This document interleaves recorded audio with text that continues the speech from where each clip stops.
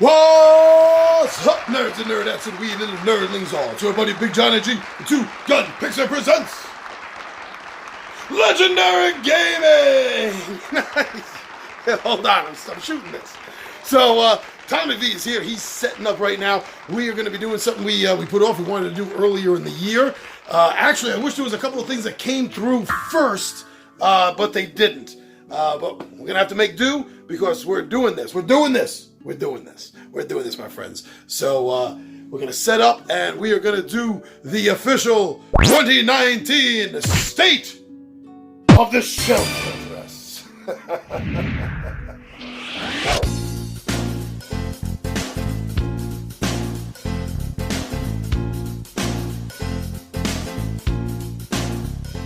Shut up and sit down.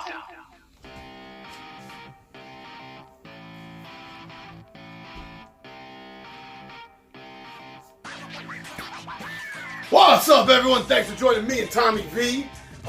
We wanted to do this earlier. We wanted to do this at least a month ago, Tom. Yeah. And, you know, life happened. Yeah. And also, like I said in the intro, me and Tommy V were waiting. There's a couple of games that were coming in that we were kind of waiting. We wanted to show off as well to help build up a little momentum for the unboxings and the showcase videos that we're doing. But they didn't quite come in yet, and we figured we're not waiting any longer. It's about time that we dropped State of the Shelf 2019. So the shelves are still set up in the same position from last year. For my regular viewers who may know this, I shelve everything very particularly. I shelve by genre or theme.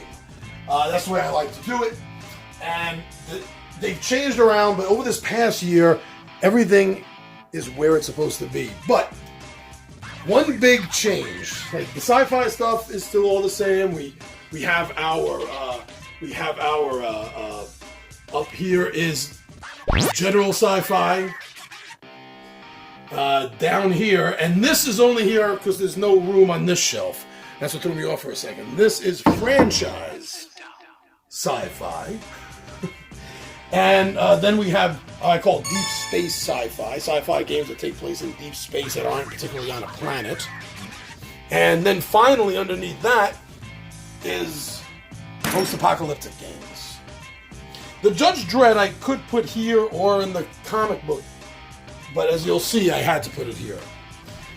Now last year, if you remember the State of the Shelf last year, my friends, there was a lack of any real number of good superhero board games out there. And I complained about that, and I'm sure others did too. It's not just me. I'm not claiming anything other than it bothered me. But as you see, this shelf has exploded. My superhero shelf has exploded from last year. And all of these are empty. There's nothing in these boxes. I got to do something with them. I want to keep them. I want to do something with them. But they are all in here. Oh, look at this dust. I'm so sorry. Look at this dust. My poor baby. Anyway, look. This houses every single card in the Sentinels of the Multiverse game system. Rulebooks, villains, tokens, more villains. And look at that. This is a great setup. Love this. Love this so much. And I have never complained about a game box before. Even huge things like Battle Ascendants. No, I did not complain. I looked forward to this collector box so much. But you see the problem? The problem is the door is on the front where obviously you would expect it. But because of that, it sticks out too much. And I can't put it sideways because there won't be any space to open it up. I almost really wish that they designed the drawers on the side. Be easier for storage. I'm so happy I got this, baby! So yeah, there's been an explosion of superhero board games. I got another one that's either coming in or just came in, depending on when I drop this. I think this video is being dropped a week after I record it. There's game Origins, which is a brand new superhero card game, all card based like this. I'm gonna have to find space for that. First world gamer problems, my friends. First world gamer problem. Where am I going to put it all? The historic shelf is starting to get a little bit tight. I've had to place, and I really hate doing this, Let Them Eat Cake and High Society, two really good Osprey games. I had to place them up on top. Underneath them, we're starting to lose room here for the Western games. Shadows of Brimstone, yes, I could put under the horror, but I feel that it's more of a Western game that uses horror elements as opposed to a horror game that uses Western elements. And then as you just saw at the very bottom, which I have room there, but you know the way I categorize everything, and this is just general games from history. Not specific moments. These are all medieval based. But no magic, no dragons. This entire shelf is starting to explode as well since last year. This is all fantasy. On the top, as you see, my Dungeons and Dragons board games is really starting to explode. And I know there's a new one, was it by WizKids, I think, coming out? Vault of the Dragon, which I'm really hot to get. Where am I going to put it? Don't know. First world gamer problems. Now below that, which I'm surprised really blew up so fast, is the mythology section. I'm going to have to do something here. And one of the things I'm thinking about doing for the mythology section is I have some modern day mythologies in here, such as Bigfoot versus Yeti, conspiracy, and I'm thinking I might want to start, though I don't know where, a conspiracy shelf.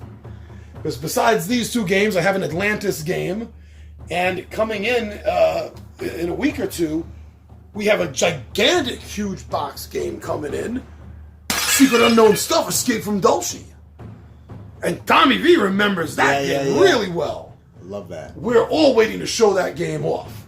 Where am I going to put that? Oh, I don't know. I don't know what I'm going to do. So that brings us to the mostly horror shelf.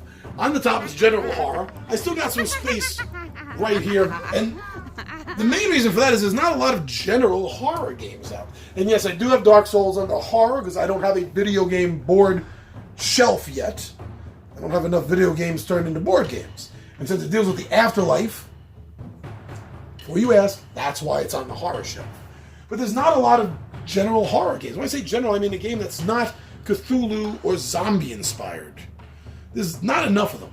This sets a new benchmark, I think, though, for horror games, just as Betrayal on the House of the Hill did when it first came out. This entire section is bookended by two of the best general horror games I've ever played. Now, below that, we're getting specific now, like I was just talking about. This shelf is all just games based on Cthulhu. And thank goodness there's a little height, because as you see, this has gotten a little thicker since last year as well. And I already know at this point that I'm going to get one more. I'm going to get the next expansion and the return box. And I'm doing that for aesthetics, because I want the core game bookended. That's it. That's my OCD. Now below that, there has not been much change. Actually, this does not belong here. I'll be putting this down here. There's not been a lot of change in the zombie games. The biggest change since last year is the acquiring of Tiny Epic Zombies. And if you watch my videos regularly, then you've already heard me dish about how much I'm not very happy with that game. So the zombies, there's not really much else, because every zombie game, they all seem so similar to me. That's why I'm like, why do I need another of the same? I mean, as of right now, there's only 2 more zombie games I could even contemplate getting for the collection, because they are different. I'd like to get Black Plague Zombicide, because I think it's interesting placing the zombie apocalypse in a fantasy medieval setting. I think that's cool. And the other one is Carnival Zombie, which is a Euro zombie game. So I'm really interested in trying that. But after that, if it's a zombie game, what new are you giving me? That's what I need to know. Now this is one of my favorite shelves. Underneath the zombies, this is one of my favorite shelves because it's one of my favorite genres, my categories, my themes, which I call high adventure. Yes, games that feel like Indiana Jones or something, you know? And these are high seas adventures. And that's what this shelf is dedicated to. Games that give you the sensation of being on a great adventure. Yeah. And every single one of those games there does it. They all do it. Now, the mishmash at the bottom. The mishmash at the bottom is kind of an amalgam of two different categories. And this has blown up since last year also. I mean, ultimately, I think I'm going to have to get some more shelves. I just don't know where I'm going to put them. So, crime. And I'm counting the pandemic under the crime for really one reason. And that's because I have the On the Brink expansion, which brings in a fifth player who's the bioterrorist. Which is why I placed it. Also, I have changed pandemic so many times, I really don't know where to put it. So right now, that's pretty much where it's staying. And the other half of the shelf is kind of like a party games. A little bit bigger, a little bit party games. You know, like some of the Onion games that work well with just about anyone that really wants to play. They're just fun and silly games. So that's the state of the shelf right now. I have about half a dozen games coming in over the next month that I'm going to have to find a place for. This is driving my OCD nuts. Because I can't, I'm telling you, I can't. I absolutely can't. I can't just take, Imperial Assault and put it next to Temple of Elemental Evil. Why would you do that? It makes no sense. It's not even the same company. And I don't want to go by company. Because when I want to play a game, it's usually a sensation and a feeling I have. I want to have the sensation of playing Darth Vader or Luke Skywalker. I want to have the sensation of flying through space or dinosaurs trying to survive. That's why I do this by genre. And one other thing, I've noticed this. I don't know if you've noticed this watching other reviewers. My games all face backwards. No, seriously. I guarantee you, just about any other board game YouTuber you watch, where they have the games in the background, the games are facing that way. I'm not going to change this, because they're facing this way because it's the correct way. Don't laugh, Tom. The correct way, because having them shelved like this, so the front of the box is on this side, because the entrance to the room is on that side. That's why for this room and this situation, they are shelved facing correctly. That's another... Osprey Games really pisses me off with one thing. The game boxes open up like books, so I can't shelve them like the rest of them. Small complaint. But that's it. I mean, Tom, you've seen a bit of a change. Yeah. Oh, yes, definitely. I'm not sure exactly what I'm going to be doing here, but... This is a brave new world. Whew.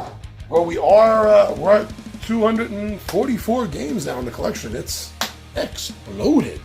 Well, that's it. That's the state of the shelf, which ultimately means I got to get more shelves. All right, for Tommy V and Big Johnny V, where the hell did I take your name? For Tommy V and Big Johnny G, thank you everyone for checking us out on Facebook, Instagram, Twitter. It's awesome. It's great that you go there and see what we're dropping. And our Zazzle store. You've been going over and checking out what kind of merch that we have on our Zazzle store. What kind of shirts we have. Like, may the crypt be with you. So thank you everyone that's been checking that out. And finally, here on YouTube. I mean, the ultimate thank you is to you all for subscribing and watching our videos and sharing our videos. So cool of you. Thank you very much.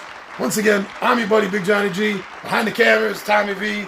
And we are cracking our voices. We're out of here.